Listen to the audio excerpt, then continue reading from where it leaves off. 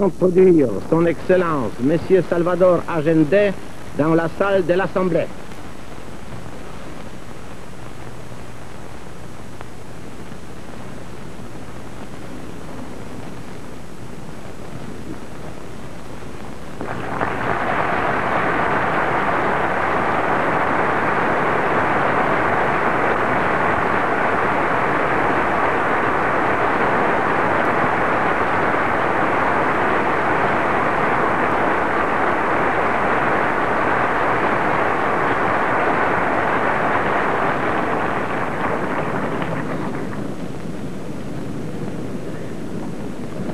Au nom de l'Assemblée, j'ai l'honneur de souhaiter la bienvenue à son Excellence Monsieur Salvador Allende, président de la République du Chili, et j'ai le grand plaisir de l'inviter à prendre la parole devant l'Assemblée.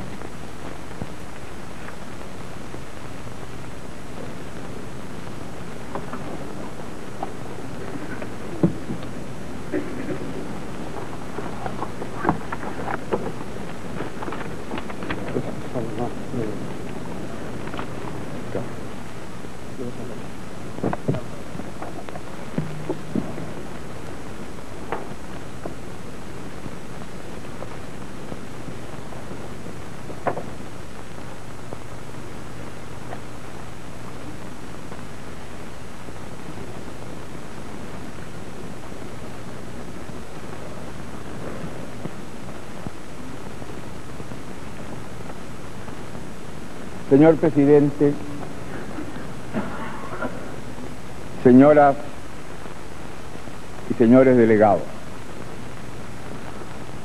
agradezco el alto honor que se me hace al invitarme a ocupar esta tribuna, la más representativa del mundo y el foro más importante y de mayor trascendencia en todo lo que atañe a la humanidad.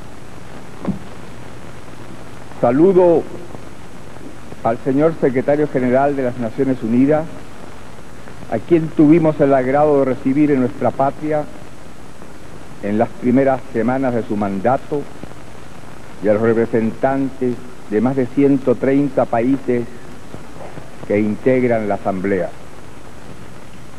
A usted, señor Presidente, que proviene de un país con el cual nos unen lazos fraternales, y a quien personalmente apreciamos cuando encabezó la delegación de la República Popular de Polonia a la UNTAC III.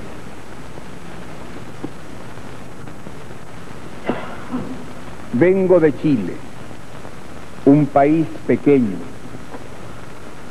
pero donde hoy cualquier ciudadano es libre de expresarse como mejor prefiera, de irrestricta tolerancia cultural, religiosa e ideológica, donde la discriminación racial no tiene cabida.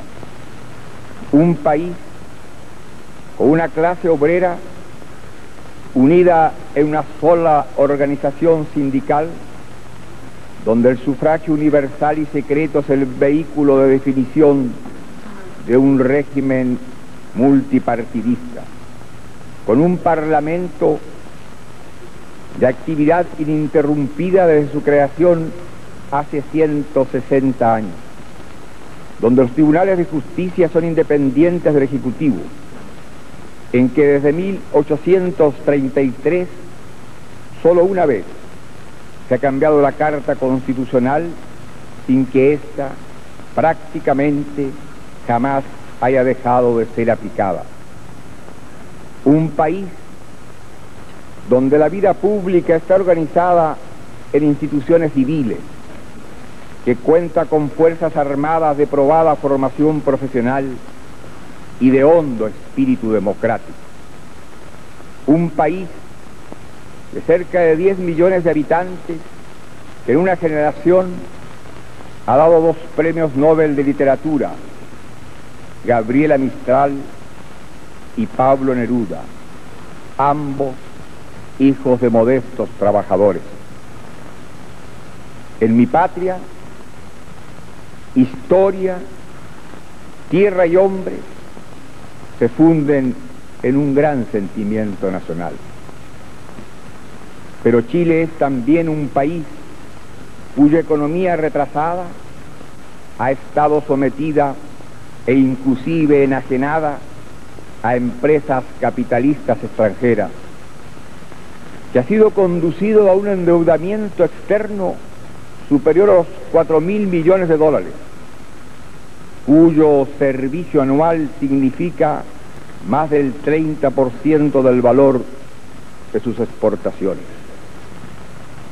Un país con una economía extremadamente sensible ante la coyuntura externa, crónicamente estancada e inflacionaria, donde millones de personas han sido forzadas a vivir en condiciones de explotación y miseria, de cesantía abierta o disfrazada.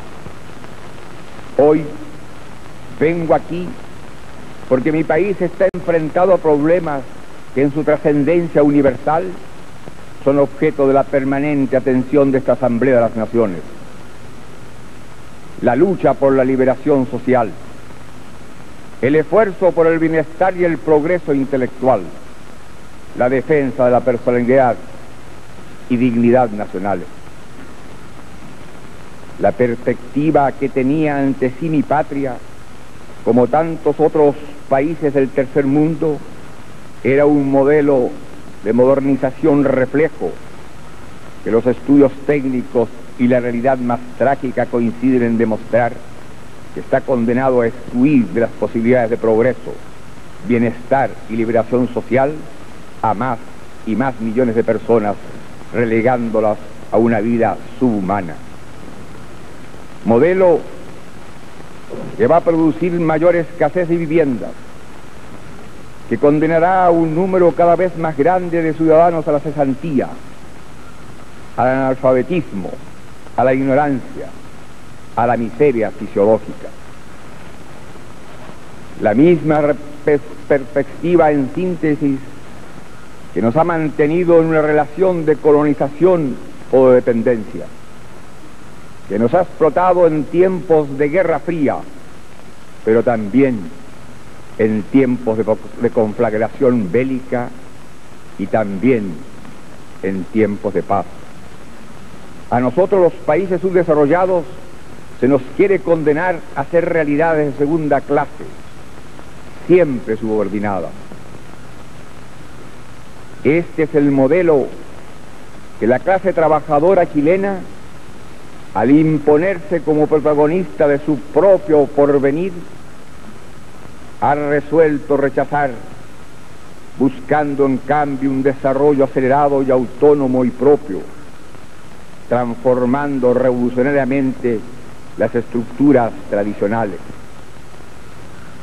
El pueblo de Chile ha conquistado el gobierno tras una larga trayectoria de generoso sacrificio y se encuentra plenamente entregado a la tarea de instaurar la democracia económica para que la actividad productiva responda a necesidades y expectativas sociales y no a intereses de lucro personal. De modo programado y coherente, la vieja estructura apoyada en la explotación de los trabajadores y en el dominio por una minoría de los principales medios de producción está siendo superada. En su reemplazo surge una nueva estructura dirigida por los trabajadores que, puesta al servicio de los intereses de la mayoría, está sentando las bases de un crecimiento que implica desarrollo auténtico, que involucra a todos los habitantes y no margina vastos sectores de conciudadanos a la miseria y relegación social. Los trabajadores están desplazando los sectores privilegiados del poder político y económico, tanto en los centros de labor como en las comunas y en el Estado. Este es el contenido revolucionario del proceso que está viviendo mi país, de superación del sistema capitalista para dar apertura al socialismo.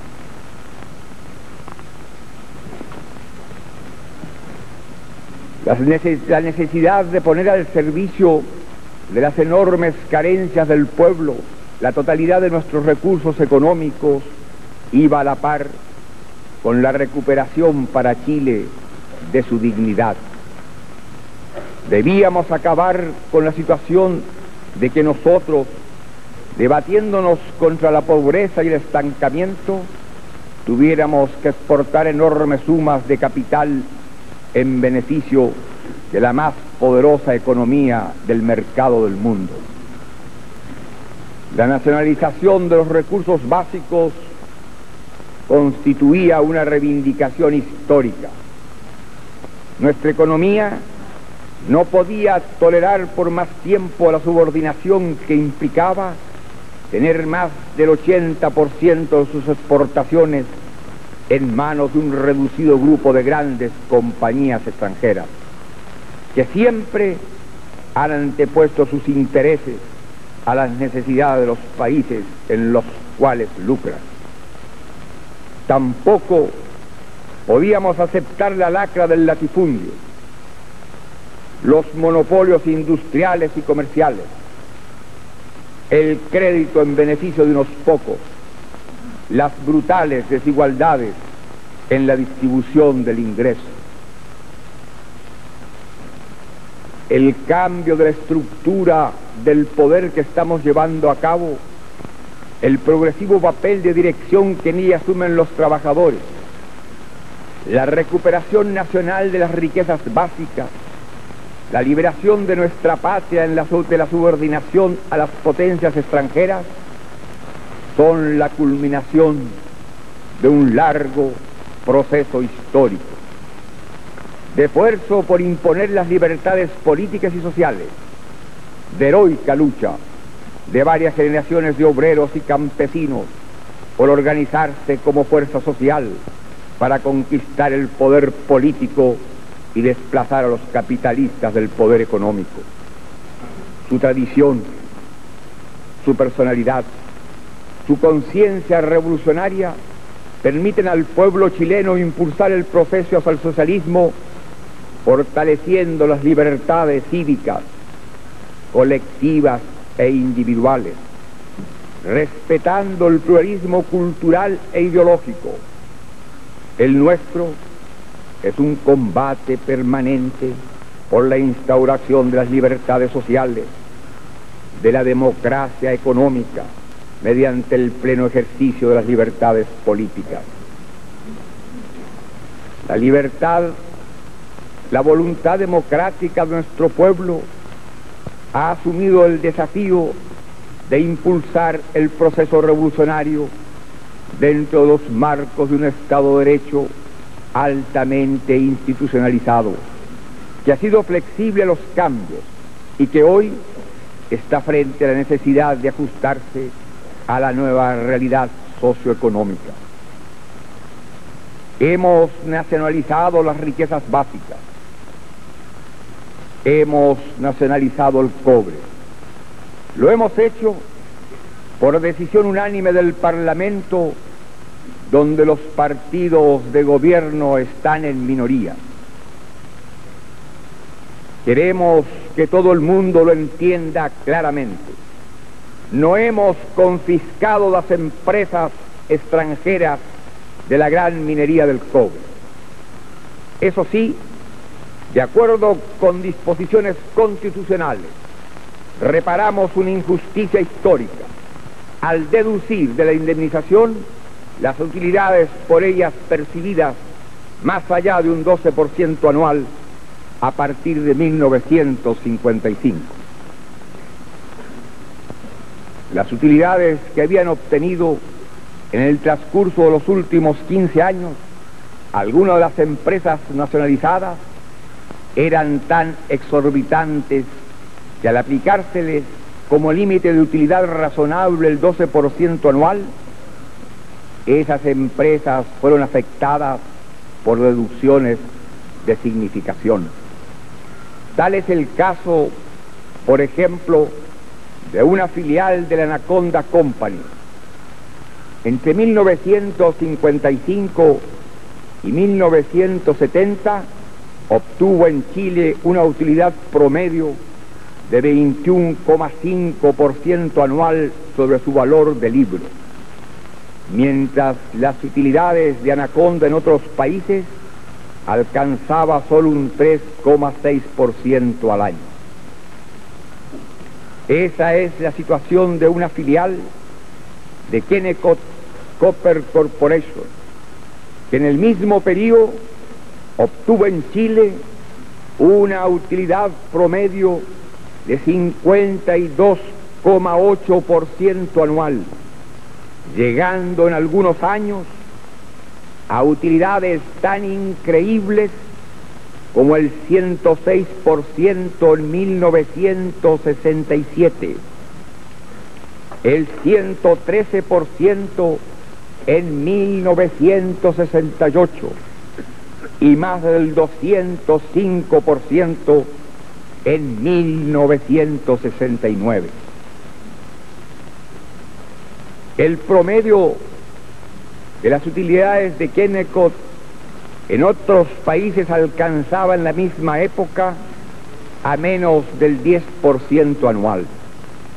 Sin embargo, la aplicación de la norma constitucional ha determinado que otras empresas cupríferas no fueran objeto de descuentos por concepto de utilidades excesivas, ya que sus beneficios no excedieron el límite razonable del 12% anual. Cabe destacar que en los años inmediatamente anteriores a la nacionalización, las grandes empresas del cobre habían iniciado planes de expansión, los que en gran medida han fracasado y para los cuales no aportaron recursos propios, no obstante las grandes utilidades que percibían y que financiaron a través de créditos externos. De acuerdo con las disposiciones legales, el Estado chileno ha debido hacerse cargo de esas deudas, las que ascienden a la enorme cifra de más de 727 millones de dólares. Hemos empezado a pagar incluso deudas de que una de estas empresas había contratado con Kennecott, su compañía matriz en Estados Unidos.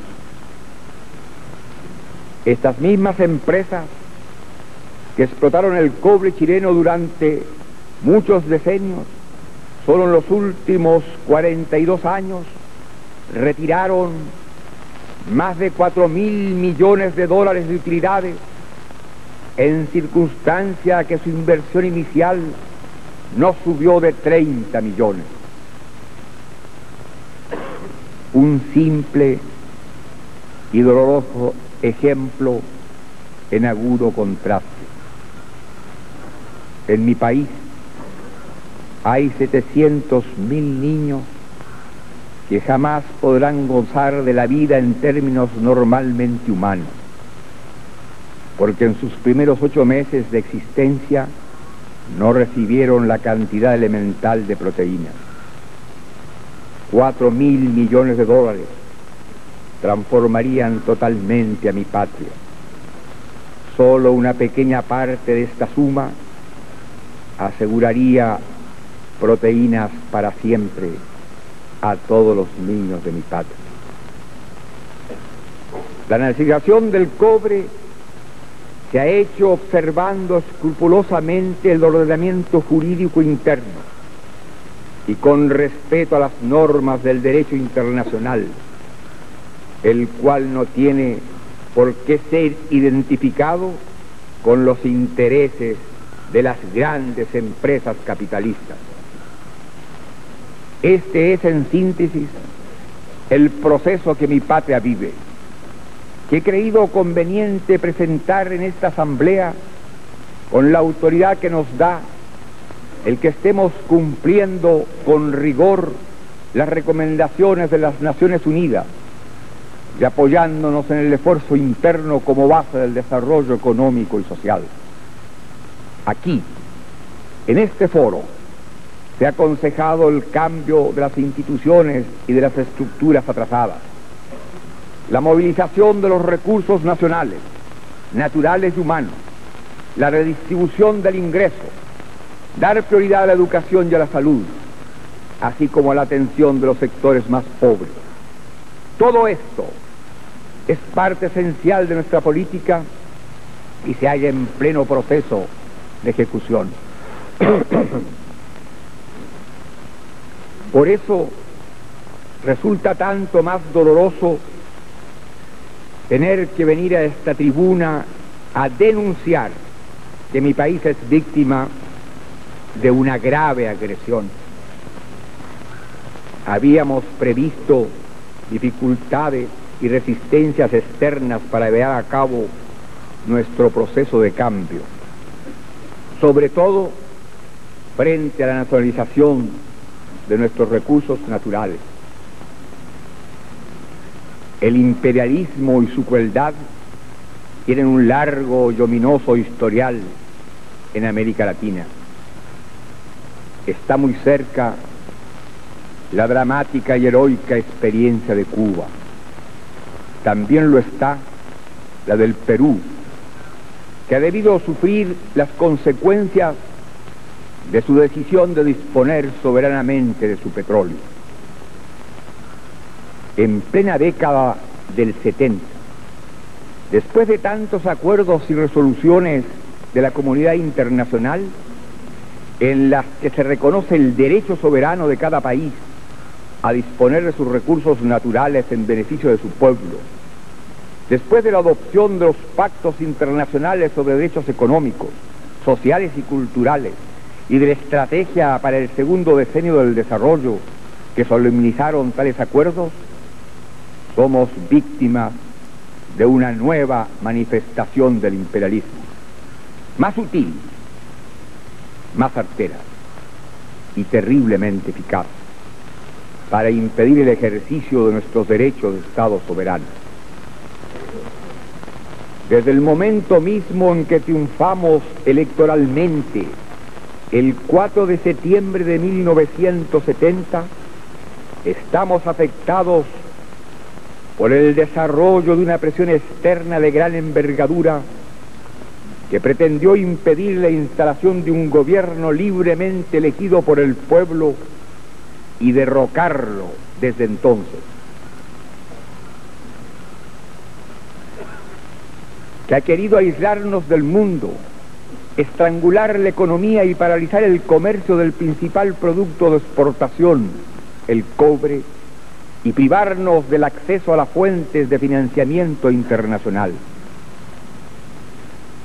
Estamos conscientes de que cuando denunciamos el bloqueo financiero económico con que se nos agrede, tal situación aparece difícil de ser comprendida con facilidad por la opinión pública internacional y aún por algunos de nuestros compatriotas. Porque no se trata de una agresión abierta, que haya sido declarada sin embozo ante la faz del mundo. Por el contrario, es un ataque siempre oblicuo, subterráneo, sinuoso, pero no por eso menos lesivo para Chile. Nos encontramos frente a fuerzas que operan en la penumbra, sin bandera, con armas poderosas, apostadas en los más variados lugares de influencia. Sobre nosotros no pesa ninguna prohibición de comerciar. Nadie ha declarado que se propone un enfrentamiento con nuestra nación. Parecería que no tenemos más enemigos o adversarios que los propios y naturales políticos internos. No es así. Somos víctimas de acciones casi imperceptibles, disfrazadas generalmente con frases y declaraciones que ensalzan el respeto a la soberanía y a la dignidad de nuestro país. Pero nosotros conocemos en carne propia la enorme distancia que hay entre dichas declaraciones y las acciones específicas que debemos soportar. No estoy aludiendo a cuestiones vagas, Me refiero a problemas concretos que hoy aquejan a mi pueblo y que van a tener repercusiones económicas aún más graves en los meses próximos. Chile, como la mayor parte de los países del tercer mundo, es muy vulnerable frente a la situación del sector externo de su economía. En el transcurso de los últimos 12 meses, el descenso de los precios internacionales del cobre ha significado al país, cuyas exportaciones alcanzan a poco más de $1.000 millones, la pérdida de ingresos de aproximadamente $200 millones, mientras los productos, tanto industriales como agropecuarios, que debemos importar, han experimentado fuertes alzas, algunos de ellos hasta de un 60%. Como casi siempre, Chile compra a precios altos y vende a precios bajos. Ha sido justamente en estos momentos, de por sí difíciles para nuestra balanza de pagos, cuando hemos debido hacer frente, entre otras, a las siguientes acciones simultáneas destinadas, al parecer, a tomar revancha del pueblo chileno por su decisión de nacionalizar el cobre. Hasta el momento de la iniciación de mi gobierno, Chile percibía, por concepto de préstamos otorgados por organismos financieros internacionales, tales como el Banco Mundial y el Banco Interamericano de Desarrollo, un monto de recursos cercano a $80 millones al año. Violentamente, estos financiamientos han sido interrumpidos. En el decenio pasado, Chile recibía préstamos de la Agencia para el Desarrollo Internacional del Gobierno de Estados Unidos, AID, por un valor de $50 millones aproximadamente al año. No pretendemos que esos préstamos sean restablecidos. Estados Unidos es soberano para otorgar ayuda externa o no al país que desee. Solo queremos señalar que la drástica supresión de esos créditos ha significado contracciones importantes en nuestra balanza de pagos. Al asumir la presidencia, mi país contaba con líneas de crédito a corto plazo de la banca privada norteamericana destinadas al financiamiento de nuestro comercio exterior por cerca de $220 millones. En breve plazo se han suspendido estos créditos y se ha descontado un monto de alrededor de $190 millones, suma que hemos debido pagar al no renovarse las respectivas operaciones. Como la mayor parte de los países de América Latina, Chile, por razones tecnológicas y de otro orden, debe efectuar importantes adquisiciones de bienes de capital en Estados Unidos.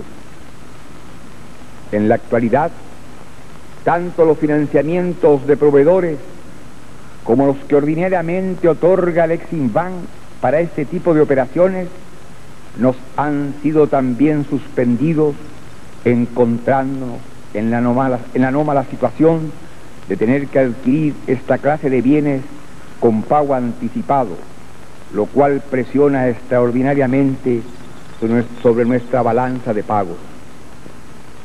Los desembolsos de préstamos contratados por Chile con anterioridad a la iniciación de mi gobierno con agencias del sector público de Estados Unidos y que se encontraban entonces en ejecución, también se han suspendido. En consecuencia, tenemos que continuar la realización de los proyectos correspondientes, efectuando compras al contado en el mercado norteamericano, ya que en plena marcha de las obras es imposible reemplazar la fuente de las importaciones respectivas. Para ello, se había previsto que el financiamiento proviniera de organismos del gobierno norteamericano. Como resultado de acciones dirigidas en contra del comercio del cobre en los países de Europa Occidental, nuestras operaciones de corto plazo con bancos privados de ese continente, basadas fundamentalmente en cobranzas de venta de este metal, se han entorpecido enormemente. Esto ha significado la no renovación de líneas de crédito por más de 20 millones de dólares, la suspensión de gestiones financieras que estaban a punto de comerciarse por más de 200 millones de dólares, y la creación de un clima que impide el manejo normal de nuestras compras en tales países, así como distorsiona agudamente todas nuestras actividades en el campo de la finanza externa.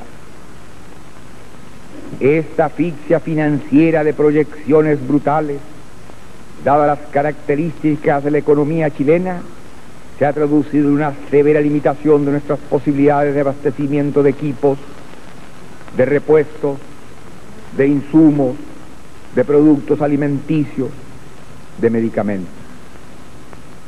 Todos los chilenos estamos sufriendo las consecuencias de estas medidas, las que proyectan en la vida diaria de cada uno sufrimiento y dolor, y naturalmente también repercuten en la vida política interna. Lo que he descrito significa que se ha desvirtuado la naturaleza de los organismos internacionales, cuya utilización como instrumento de la política bilateral de cualquiera de sus países miembros, por poderoso que sea, es jurídica y moralmente inaceptable. Significa presionar a un país económicamente débil, significa castigar a un pueblo por su decisión de recuperar sus recursos básicos, significa una forma premeditada de intervención en los asuntos internos de un país. Esto es lo que denominamos insolencia imperialista.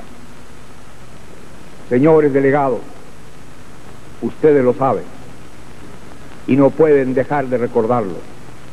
Todo esto ha sido repetidamente condenado por resoluciones de Naciones Unidas. No solo sufrimos el bloqueo financiero, también somos víctimas de una clara agresión. Dos empresas que integran el núcleo central de las grandes compañías transnacionales, que clavaron sus garras en mi país, la International Telegraph and Telephone Company y la Kennecott Copper Corporation, se propusieron manejar nuestra vida política.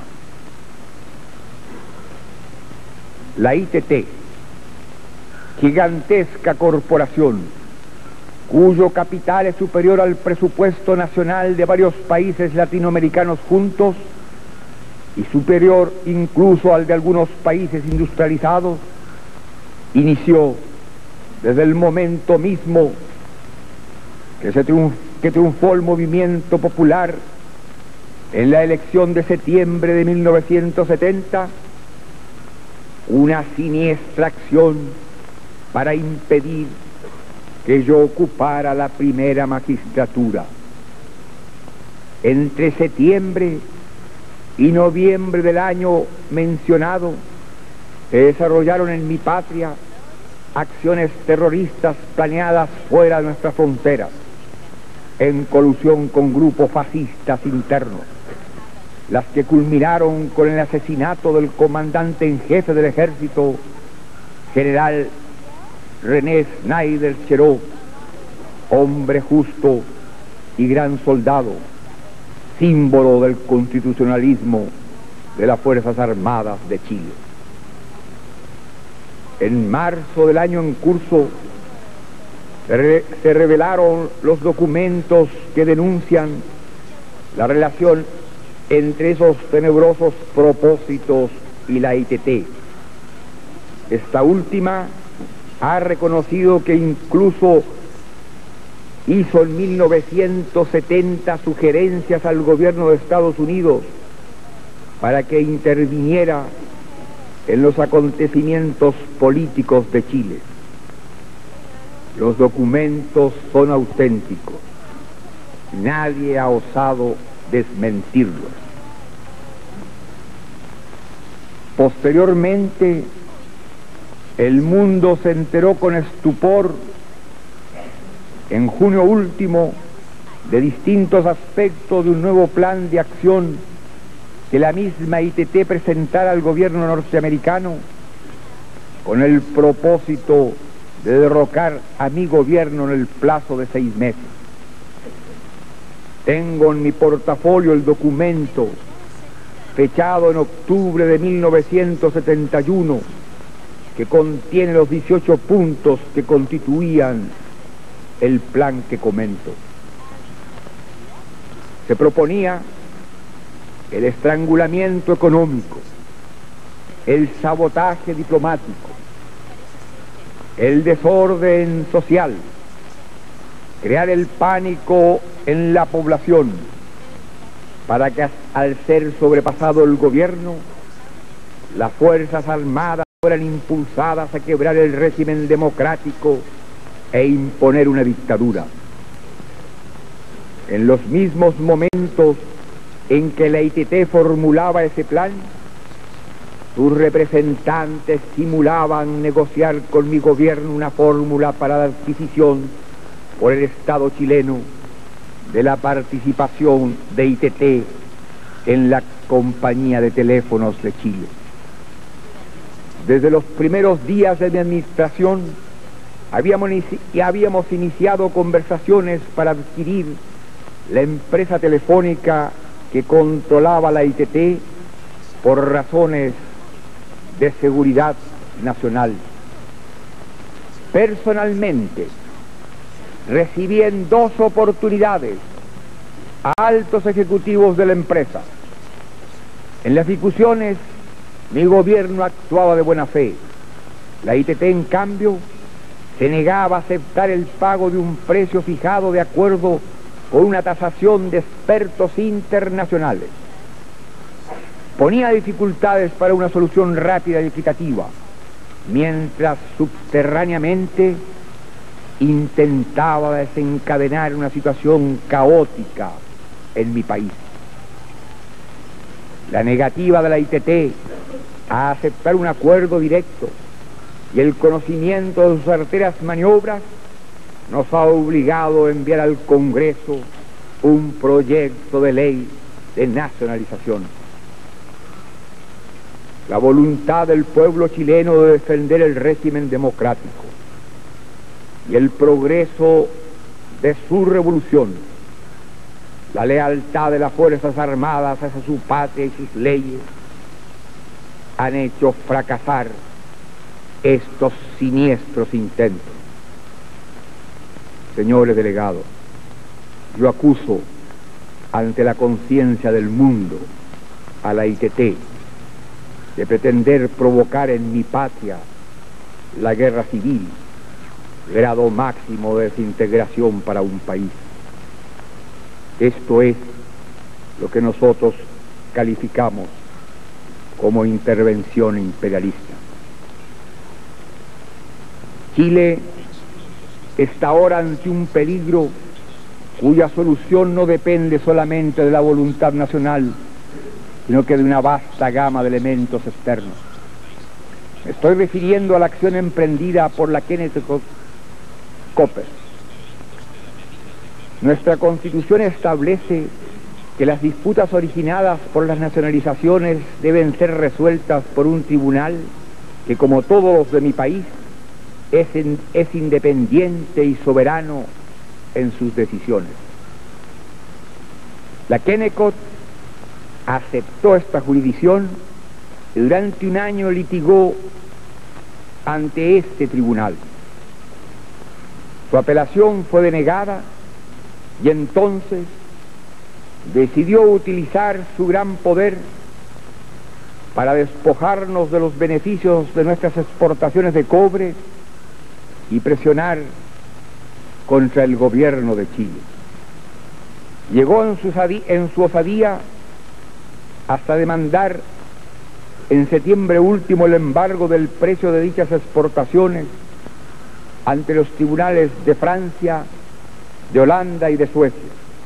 Seguramente lo intentará también en otros países. El fundamento de estas acciones no pueden ser más inaceptables desde cualquier punto de vista jurídico y moral.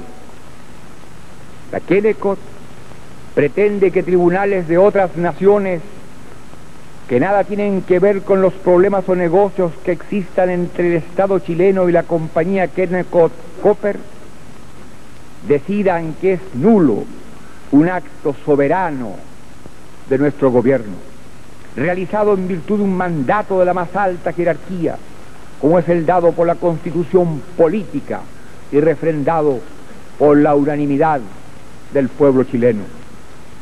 Esa pretensión choca contra los principios esenciales del derecho internacional, en virtud de los cuales los recursos naturales de un país, sobre todo cuando se trata de aquellos que constituyen su vida, le pertenecen y puede disponerse libremente de ellos. No existe una ley internacional aceptada por todos, o en este caso, un tratado específico que así lo acuerde. La comunidad mundial, organizada bajo los principios de las Naciones Unidas, no acepta una interpretación del derecho internacional subordinado a los intereses del capitalismo, que lleve a los tribunales de cualquier país extranjero a amparar una estructura de relaciones económicas al servicio de aquel. Si así fuera, se estaría vulnerando un principio fundamental de la vida internacional, el de no intervención en los asuntos internos de un Estado, como expresamente lo reconoció la tercera UNCTAD.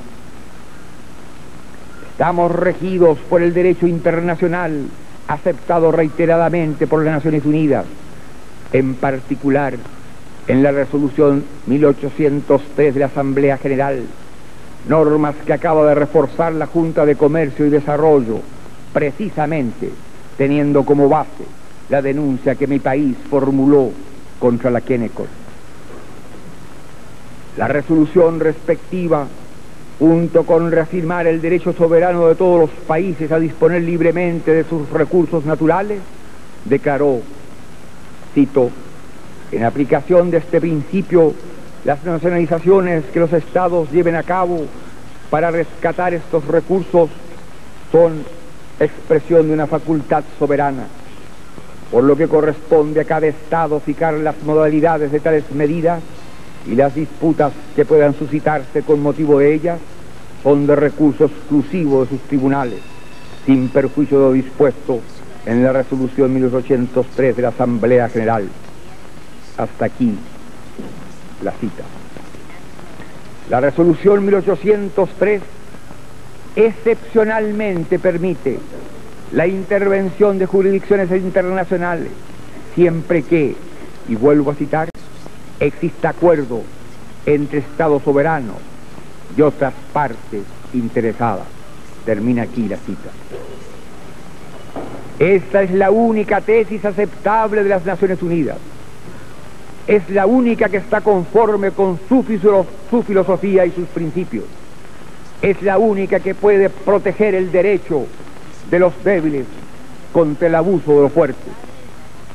Como no podría ser de otra manera, hemos obtenido de los tribunales de París el levantamiento del embargo que pesaba sobre el valor de una exportación de nuestro cobre. Seguiremos defendiendo sin desmayo la exclusiva competencia de los tribunales chilenos para conocer de cualquier diferendo relativo a la nacionalización de nuestro recurso básico. Para Chile, esta no es solo una importante materia de interpretación jurídica, es un problema de soberanía. Señores delegados, es más, es un problema de supervivencia. La agresión de la Kennecott causa perjuicios graves a nuestra economía. Solamente dificultades directas impuestas a la comercialización del cobre han significado a Chile en 2 meses pérdidas ya de muchos millones de dólares. Pero eso no es todo. Ya me he referido a los efectos vinculados al entorpecimiento de las operaciones financieras de mi país con la banca de Europa Occidental. Evidentemente es también el propósito de crear un clima de inseguridad ante los compradores de nuestro principal producto de exportación, lo que no se logrará. Más allá se dirigen en este momento los designios de esta empresa imperialista, porque no puede esperar que en definitiva ningún poder político o judicial prive a Chile de lo que legítimamente le pertenece. Busca doblegarnos, jamás lo conseguirá. La agresión de las grandes empresas capitalistas pretende impedir la emancipación de las clases populares. Representa un ataque directo contra los intereses económicos de los trabajadores, en el caso concreto, contra Chile. Señores delegados, el chileno es un pueblo que ha alcanzado la madurez política para decidir mayoritariamente el reemplazo del sistema económico capitalista por el socialista. Nuestro régimen político ha contado con instituciones suficientemente abiertas para encauzar esta voluntad revolucionaria sin quiebras violentas. Me hago un deber de advertir a esta asamblea que las represalias y el bloqueo dirigidos a producir contradicciones y deformaciones económicas encadenadas amenazan repercutir sobre la paz y la convivencia interna en mi país. Su intención malévola no la lograrán. La inmensa mayoría de los chilenos encontrará el modo de resistirla en actitud patriótica y digna. Lo que dije al comienzo tendrá validez siempre. La historia, la tierra, el hombre nuestro se funden en un gran sentido nacional. Ante la tercera UNTAC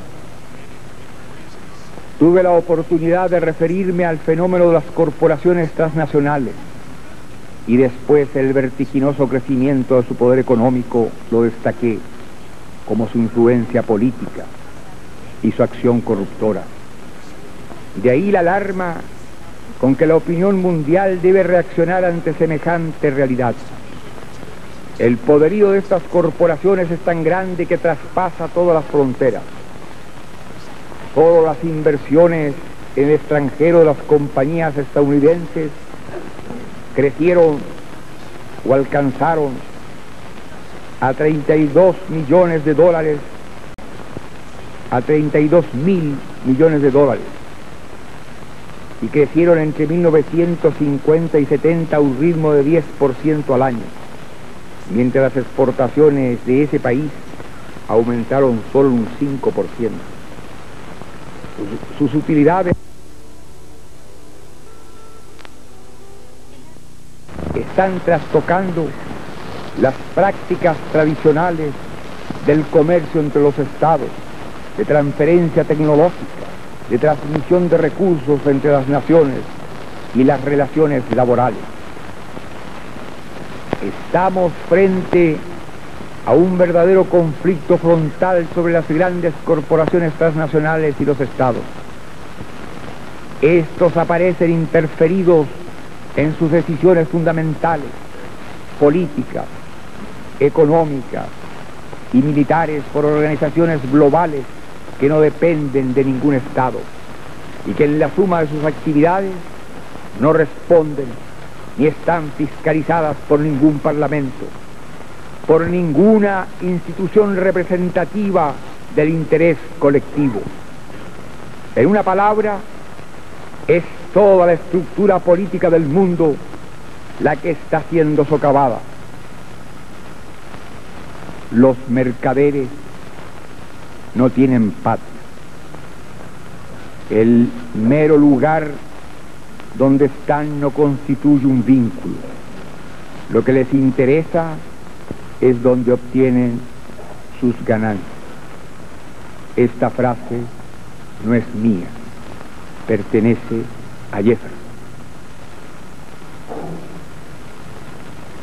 Las grandes empresas transnacionales no solo atentan contra los intereses genuinos de los países en desarrollo, sino que su acción avasalladora e incontrolada se da también en los países industrializados donde se asientan.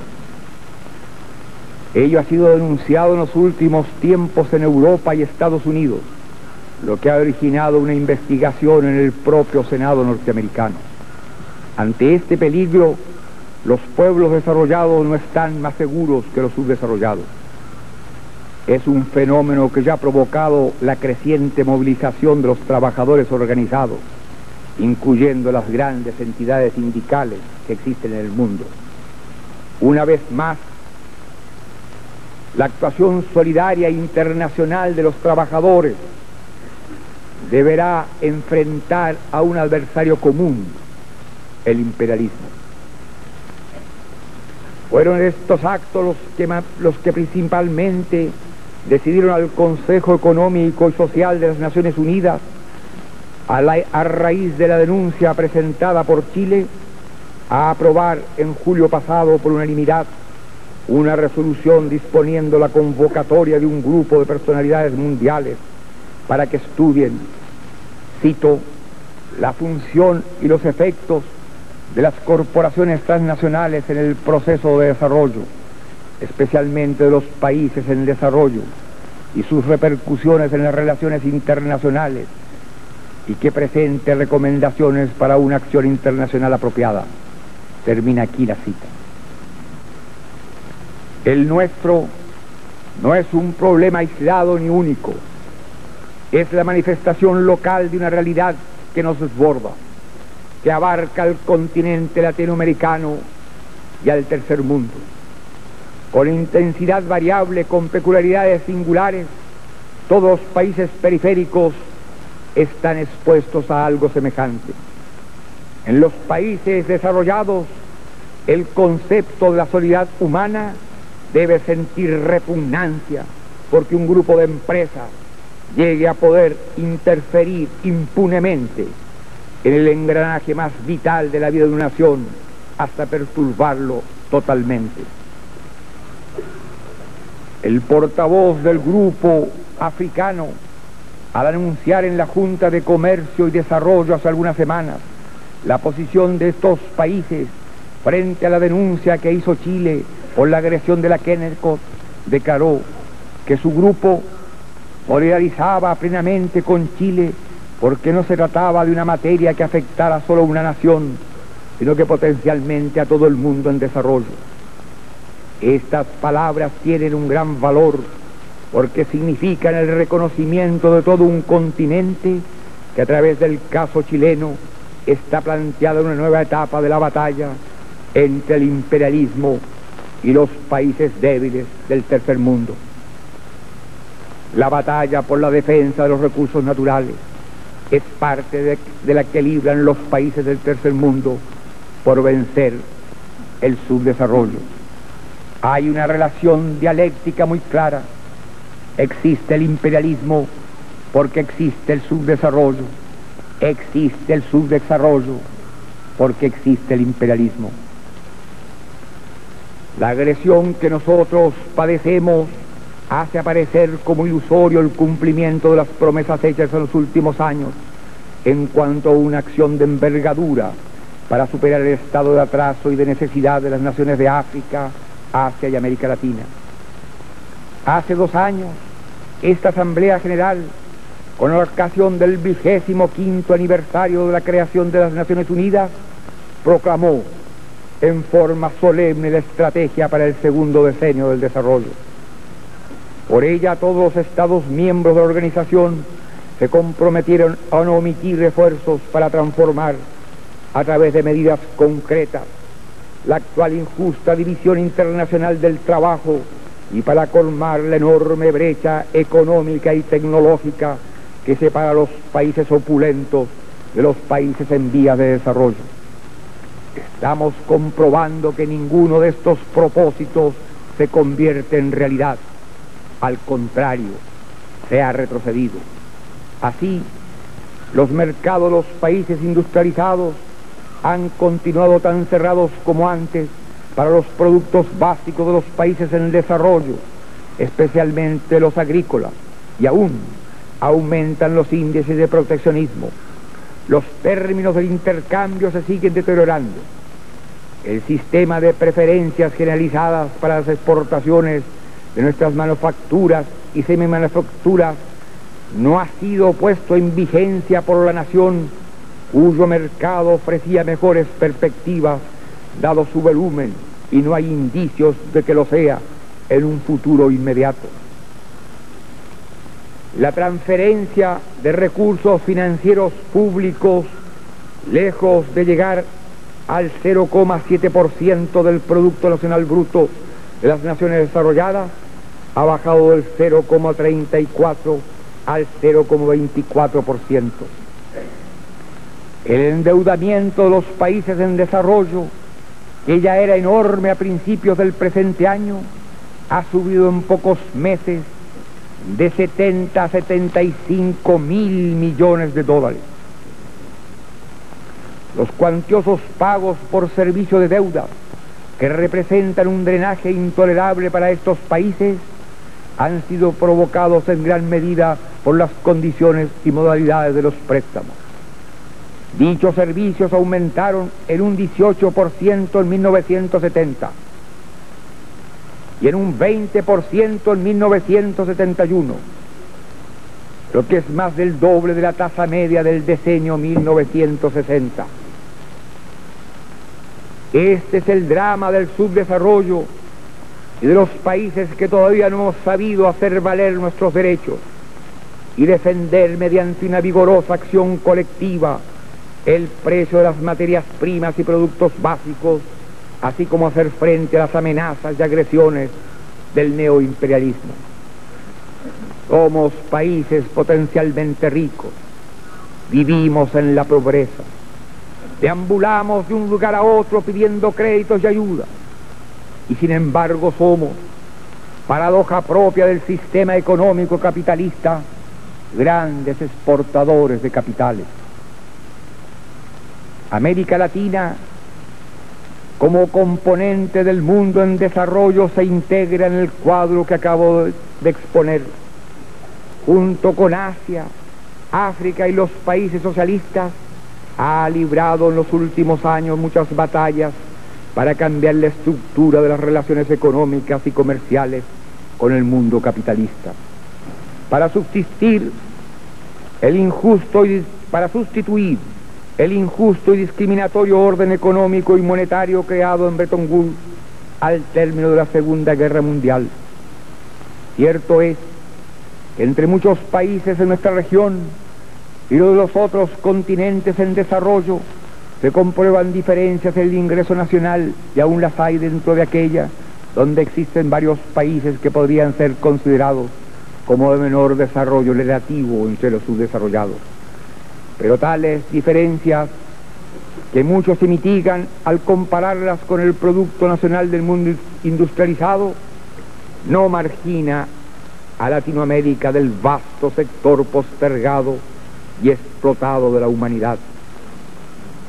Ya el Consenso de Viña del Mar, en 1969, afirmó esas coincidencias y tipificó, precisó y cuantificó el atraso económico y social de la región y los factores externos que la determinan, destacando las enormes injusticias cometidas en su contra bajo el disfraz de cooperación y ayuda. Porque en América Latina grandes ciudades que muchos admiran ocultan el drama de cientos de miles de seres que viven en poblaciones marginales, producto de un pavoroso desempleo y subempleo. Esconden las desigualdades profundas entre pequeños grupos privilegiados y las grandes masas, cuyos índices de nutrición y de salud no superan a los de África, y que acaso no tienen acceso a la cultura. Es fácil comprender por qué nuestro continente latinoamericano registra una alta mortalidad infantil y un bajo promedio de vida, si se tiene presente que en él faltan 28 millones de viviendas, el 56% de su población está subalimentada. Hay más de 100 millones de analfabetos y semianalfabetos, 13 millones de cesantes absolutos y más de 50 millones de trabajadores ocasionales. Más de 20 millones de latinoamericanos no conocen la moneda ni siquiera como medio de intercambio. Ningún régimen, ningún gobierno ha sido capaz de resolver los grandes déficits de vivienda, trabajo, alimentación y salud. Por el contrario, estos se acrecientan año a año con el aumento vegetativo de la población. De continuar este estado de cosas, ¿qué ocurrirá cuando seamos más de 600 millones de habitantes a fines del siglo? Tal realidad es aún más cruda en Asia y África, cuyo ingreso per cápita es más bajo y cuyo proceso de desarrollo acusa mayor debilidad. No siempre se percibe que el subcontinente latinoamericano, cuyas riquezas potenciales son enormes, ha llegado a ser el principal campo de acción del imperialismo económico en los últimos 30 años. Según datos recientes del Fondo Monetario Internacional, la cuenta de inversiones privadas de los países desarrollados en América Latina arroja un déficit contra esta de 9.000 millones de dólares entre 1960 y 1970. En una palabra, esta suma representa un aporte neto de capitales de nuestra región al mundo opulento en un decenio. Chile se siente profundamente solidario con América Latina sin excepción alguna. Por ello propicia y respeta estrictamente la política de no intervención y de autodeterminación que aplicamos en el plano mundial. Estimulamos fervorosamente el incremento de nuestras relaciones económicas y culturales. Somos partidarios de la complementación y de la integración de nuestras economías.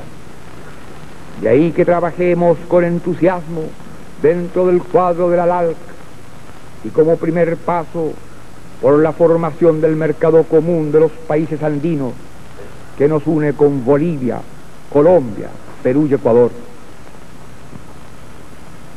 América Latina deja atrás la época de las protestas y necesidades y estadísticas que contribuyeron a robustecer su sistema su toma de conciencia.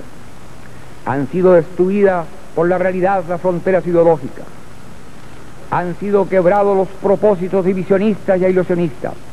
Y surge el afán de coordinar la ofensiva de la defensa de los intereses de los pueblos en el continente y en los demás países en desarrollo. Aquellos que imposibilitan la revolución pacífica hacen que la revolución violenta sea inevitable. La frase no es mía, la comparto, pertenece a John Kennedy.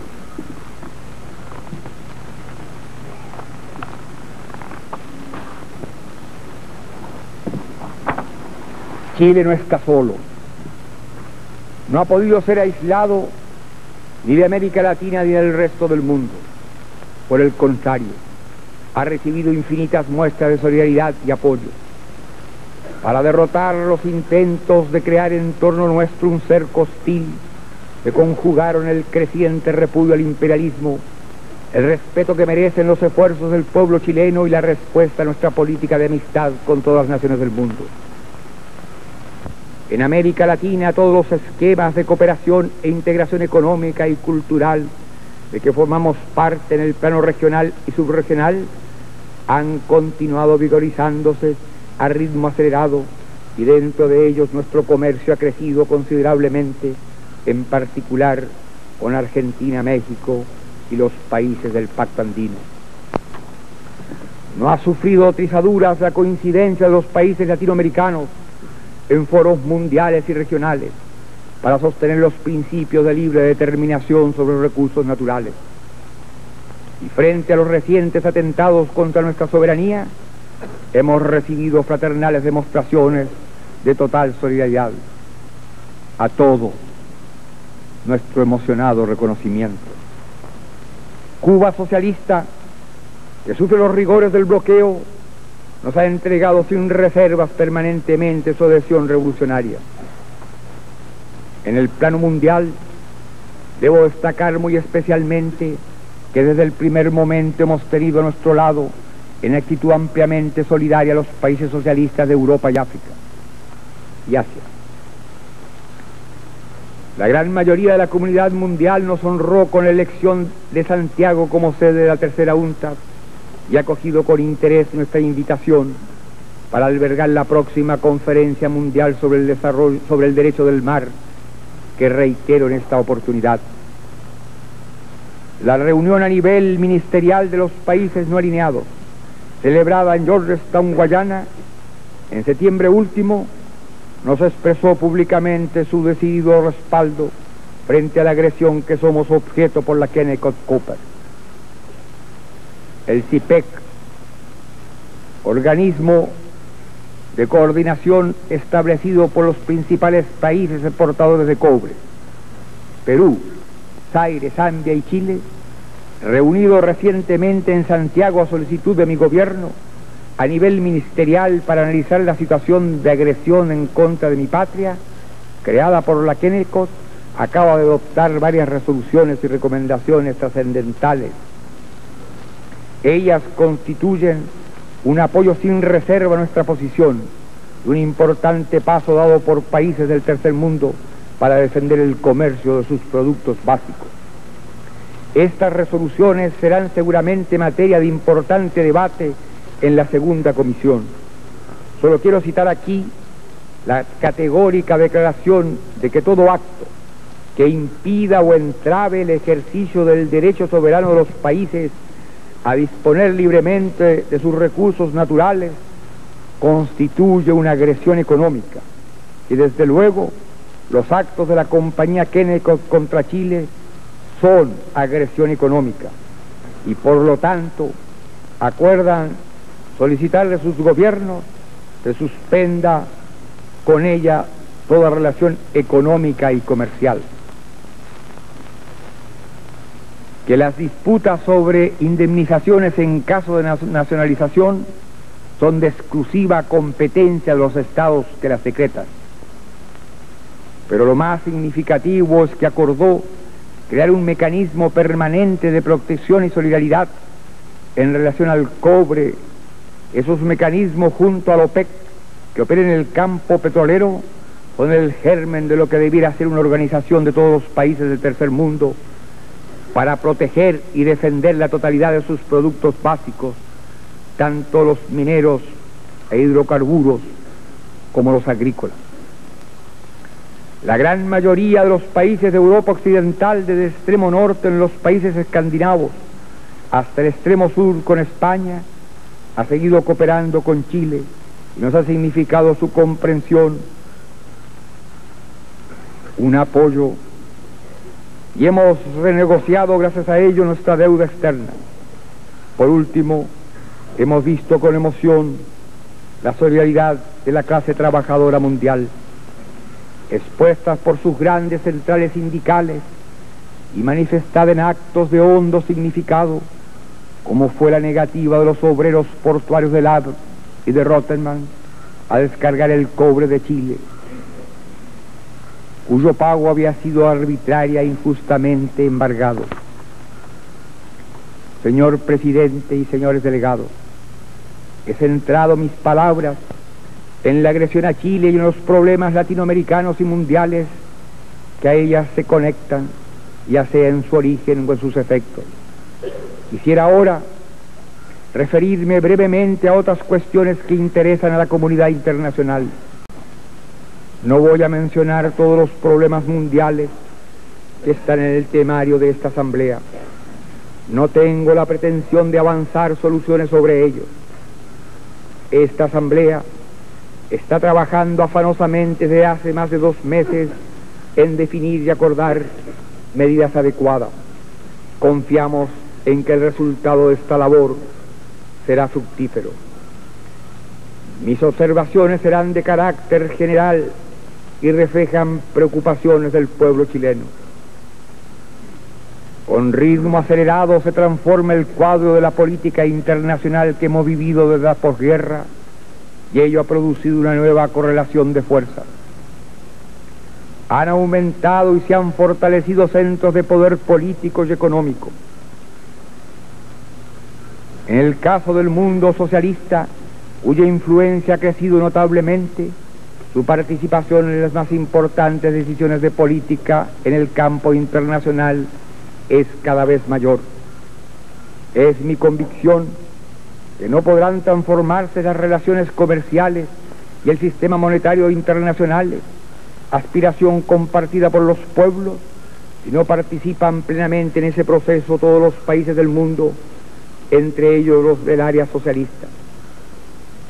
La República Popular China, que albergaba en su frontera casi 1/3 de la humanidad, ha recuperado después de un largo e injusto ostracismo el lugar que le es suyo en el foro de las negociaciones multinacionales y ha establecido nexos diplomáticos y de intercambio con la mayoría de los países del mundo. Se ha ampliado la comunidad económica europea con el ingreso del Reino Unido, de Gran Bretaña y otros países, lo que le da un peso mayor en las decisiones, sobre todo en el campo económico. El crecimiento del Japón ha alcanzado una velocidad portentosa. El mundo en desarrollo está adquiriendo cada día mayor conciencia de sus realidades y de sus derechos. Exige justicia y equidad en el trato y que se reconozca el lugar que le corresponde en el escenario mundial. Motores de esta transformación han sido, como siempre, los pueblos en su progresiva liberación para convertirse en los personajes de la historia. La inteligencia del hombre ha impulsado vertiginosos progresos de la ciencia y de la técnica. La persistencia y el vigor de la política de coexistencia pacífica, de independencia económica y de progreso social que han promovido las naciones socialistas ha contribuido decididamente al alivio de las tensiones que dividieron al mundo durante más de 20 años y ha determinado la aceptación de nuevos valores en la sociedad y en las relaciones internacionales. Saludamos los cambios que traen promesas de paz y de prosperidad para muchos pueblos, pero exigimos que participe de ellas la humanidad entera. Desgraciadamente, estos cambios han beneficiado solo un grado mezquino al mundo en desarrollo. Este sigue tan explotado como antes, distante cada vez más de la civilización del mundo industrializado. Dentro de él bullen nobles aspiraciones y justas rebeldías que continuarán estallando con fuerza creciente. Manifestamos complacencia por la superación casi completa de la Guerra Fría y por el desarrollo de acontecimientos alentadores. Las negociaciones entre la Unión Soviética y los Estados Unidos, tanto respecto al comercio como al desarme. La concertación de tratados entre la República Federal Alemana, la Unión Soviética y Polonia. La inminencia de la Conferencia de Seguridad Europea. Las negociaciones entre los dos estados alemanes y su ingreso prácticamente asegurado a las Naciones Unidas. Las negociaciones entre los gobiernos de la República Popular Democrática de Corea y de la República de Corea, para nombrar los más promisorios. Es innegable que en la arena internacional hay treguas, acuerdos, disminución de la situación explosiva. Pero hay demasiados conflictos aún no resueltos que exigen la voluntad de concordia de las partes o la colaboración de la comunidad internacional y de las grandes potencias. Continúan activas las agresiones y disputas de diversas partes del mundo. El conflicto en el Medio Oriente, el más explosivo de todos, donde todavía no ha podido obtenerse la paz, según lo han recomendado resoluciones de los principales órganos de las Naciones Unidas, como la 242 del Consejo de Seguridad. El asedio y la persecución contra Cuba, la explotación colonial, la ignominia del racismo del apartheid, el ensanchamiento de la brecha económica y tecnológica entre países ricos y países pobres. No hay paz para Indochina, pero tendrá que haberla. Llegará la paz para Vietnam. Tiene que llegar, porque ya nadie duda de la inutilidad de esta guerra monstruosamente injusta, que persigue un objetivo tan irrealizable en estos días como es imponer a pueblos de conciencia revolucionaria políticas que no pueden compartir porque contrarían su interés nacional, su genio y su personalidad. Habrá paz.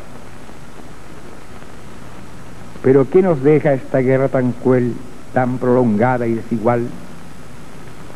El saldo tras los años de lucha cruenta son solo la tortura de un pueblo admirable en su dignidad, millones de muertos y de huérfanos, ciudades enteras desaparecidas, cientos de miles de hectáreas de tierras asoladas, sin vida vegetal posible, en síntesis, la destrucción ecológica.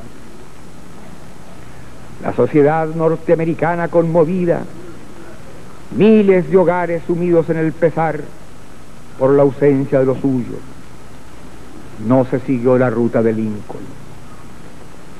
Esta guerra deja también lecciones que el abuso de la fuerza desmoraliza al que la emplea y produce profundas dudas en su propia conciencia social. Que la convicción de un pueblo que defiende su independencia lo lleva al heroísmo y lo hace capaz de resistir la violencia material del más gigantesco aparato militar y económico. El nuevo cuadro político crea condiciones favorables para que la comunidad de naciones haga en los años venideros un gran esfuerzo destinado a dar renovada vida y dimensión al orden internacional. Dicho esfuerzo deberá inspirarse en los principios de la Carta y en otros que la comunidad ha ido agregando, por ejemplo, los de la tercera UNTAC.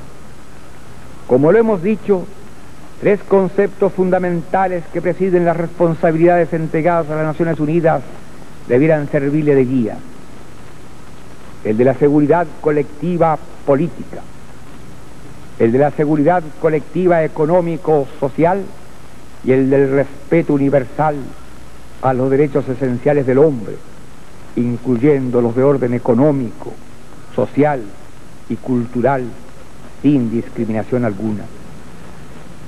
Damos particular importancia a la tarea de afirmar la seguridad económica colectiva, en la cual tanto han insistido recientemente Brasil y el secretario general de las Naciones Unidas. Como paso importante en esta dirección, la Organización Mundial cuanto antes debiera hacer realidad la Carta de Derechos y Deberes Económicos de los Estados, fecunda idea que llevó el presidente de México, Luis Echeverría, a la tercera UNTAC. Como ilustre mandatario del país hermano, creemos, cito, no es posible un orden justo y un mundo estable en tanto no se creen obligaciones y derechos que protejan a los estados débiles. Termina la cita. La acción futura de las colectividades de naciones debe acentuar una política que tenga como protagonista a todos los pueblos. La Carta de las Naciones Unidas fue concebida y presentada en nombre de nosotros, los de las Naciones Unidas, los pueblos. La acción internacional tiene que estar dirigida a servir al hombre, que no goza de privilegios, sino que sufre y labora, al minero de Cardiff, como al felá del Egipto, al trabajador que cultiva el cacao en Ghana o en Costa de Marfil, como al campesino del altiplano en Sudamérica, al pescador de Java, como al cafetalero de Kenia o de Colombia. Aquella debiera alcanzar a los 2.000 millones de seres postergados a los que la colectividad tiene la obligación de incorporar al actual nivel de la evolución histórica y reconocerle el valor y la dignidad de persona humana, como lo contempla el preámbulo de la Carta. Es tarea impostergable para la comunidad internacional asegurar el cumplimiento de la estrategia para el segundo decenio del desarrollo y poner este instrumento a tono con las nuevas realidades del tercer mundo y con la resonancia y renovada conciencia de los pueblos. La disminución de las tensiones en las relaciones entre países, el progreso de la cooperación y el entendimiento exigen y permiten simultáneamente reconvertir las gigantescas actividades a la guerra en otras que impongan como nueva frontera atender las inconmensurables carencias de todo orden de más de 2/3 de la humanidad. De modo tal que los países más desarrollados aumenten su producción y empleo en asociación con los reales intereses de los países menos desarrollados. Solo entonces podríamos hablar de una auténtica comunidad internacional. La presente asamblea deberá concretar la realización de la Conferencia Mundial para establecer el llamado derecho del mar, es decir, un conjunto de normas que reglen de modo global todo lo referente al uso y explotación del vasto espacio marino, comprendiendo sus subsuelos. Es esta una tarea grandiosa y promisoria para las Naciones Unidas, porque estamos frente a un problema del cual recién la humanidad como un todo adquiere conciencia y aún muchas situaciones establecidas pueden conciliarse perfectamente con el interés general. Quiero recordar que cupo a los países del extremo sur de América, Ecuador, Perú y Chile, iniciar hace justo 20 años esta toma de conciencia que culminará con la adopción de un tratado sobre el derecho del mar. Es imperativo ese tratado y en él debe incluirse el principio aprobado por la tercera UNCTAD sobre los derechos de los estados ribereños a los recursos dentro de su mar jurisdiccional. Y al mismo tiempo cree los instrumentos y los mecanismos para que el espacio marino extrajurisdiccional sea patrimonio común de la humanidad y sea explotado en beneficio de todos por una autoridad internacional. Reafirmo nuestra esperanza en la misión de las Naciones Unidas. Sabemos que sus éxitos o sus fracasos dependen de la voluntad política de los Estados y de su capacidad para interpretar los anhelos de la inmensa mayoría de la raza humana.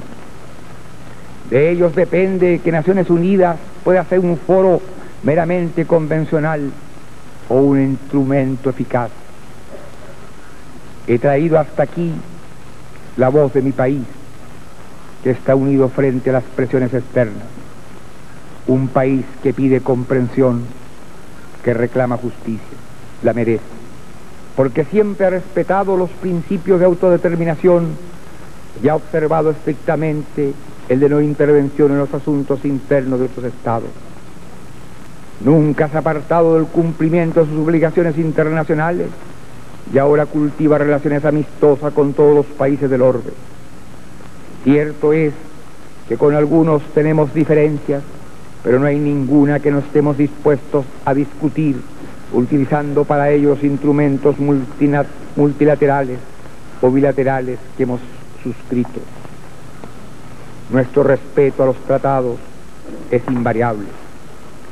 Señores delegados, he querido reafirmar así enfáticamente que la voluntad de paz y cooperación universales es una de las características dominantes del pueblo chileno.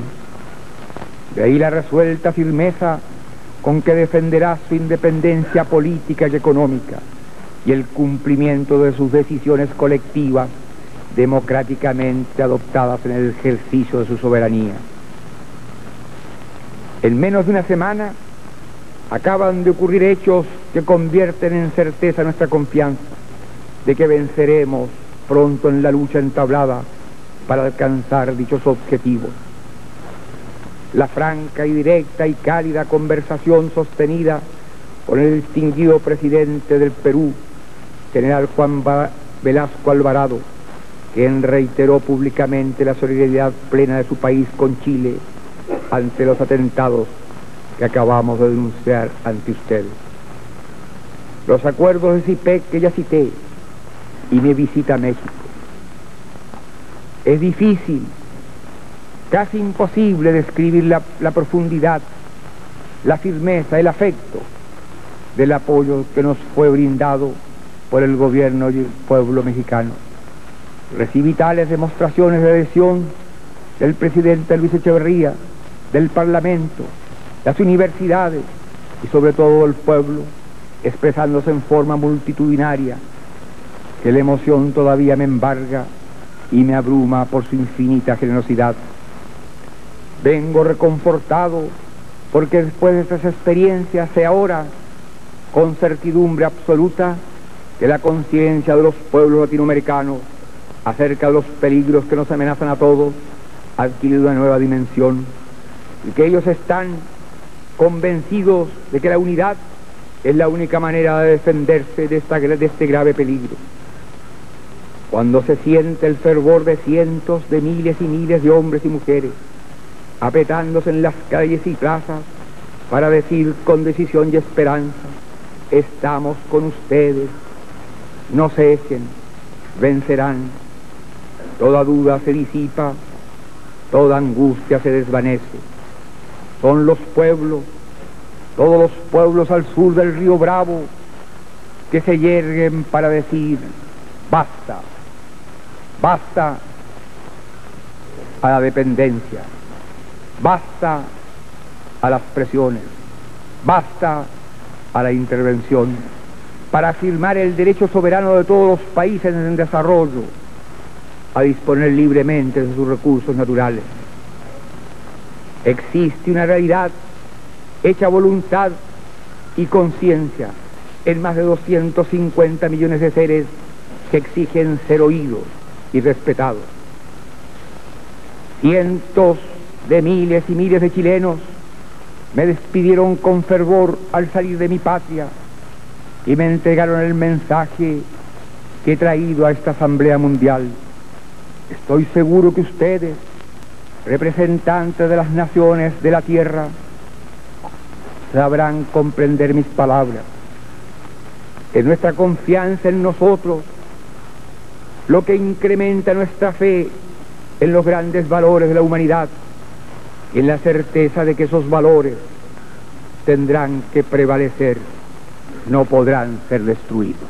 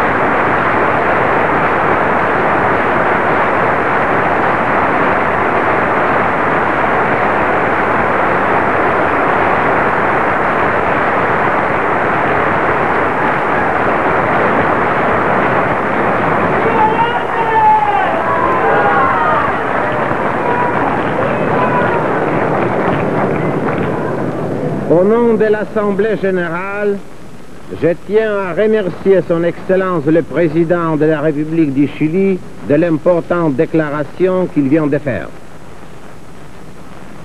J'ai pris les représentants de bien vouloir demeurer dans la salle pendant que le secrétaire général et moi-même accompagnons le Président de la République. La séance plénière sera levée aussitôt après.